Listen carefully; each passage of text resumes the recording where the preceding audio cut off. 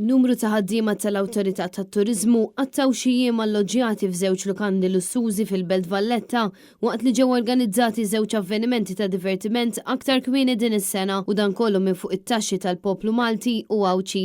Din l-aħbar li kienet żvelata minn Net News aktar kmieni dan ix-xahar u issa ġiet ikkonfermata mill-Awtorità tat-Turiżmu stess fejn ġie kkonfermat li l-membri tal-istaff tal-MTA kienu għadu f'żewġ lukandi fil-Belt waqt żewġ avvenimenti separati organizzati fis-sajf li għadda li kienu jinkludu prestazzjoni mill-BBC Concert Orchestra li sar f'Settembru u prestazzjoni oħra mid-DJ rinomat Pete Tong li sar il-ġimgħa ta' wara. L-MTA ma żvelax għalkemm il-jieli kienu ġew ibbukjat il-kmamar u lanqas ma tat analiżi sħiħa tal-ispiża. Iżda kelliem l-Awtorità konferma li l-akkomodazzjoni swiet madwar 165 euro għal kull lejl għal kamra waħda biss.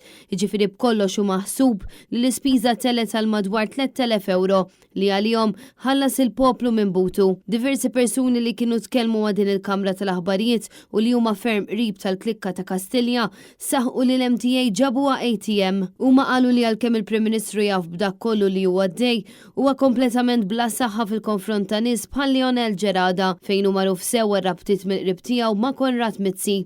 Intant meta ftit tal-jimilu staqsejna lill-Ministru Clayton Bartolo kif sejjin lill-operaturi turistiċi jekk kif jidher li ġej staġun ieħor jibes għalihom minħabba l-pandemija jidher biċ-ċar li għadu bla pjan. Jien m'għandix lukanda, imma minnu sit ta' lukanda. Inti xi pjan għamiltlu ħejjejtlu biex tgħinu f'dan iż-żmien illi dan huwa żgur qasam li ma jerġax jiflaħ għal daqq oħra. X'inhu l-pjan tiegħek? L-unika daqqa li ħajkun qed jieħu għall-Partit Nazzjonalista. Desiree Grek, Net News.